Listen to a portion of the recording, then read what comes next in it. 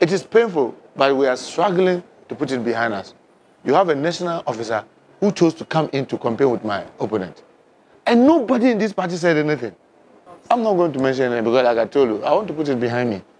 You have a national officer who was calling business people and telling them not to support me. They should rather support my opponent. How will you do that?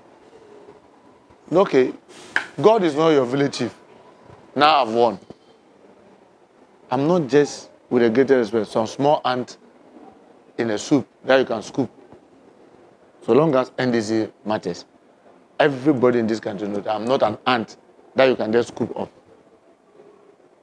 Now you've done this. You want the party to move ahead in unity. It has not only been done in my place. It has been done in so many places. People who were not supposed to be qualified, they were qualified and cleared using all manner of nuances. Now some of them have survived, some have lost.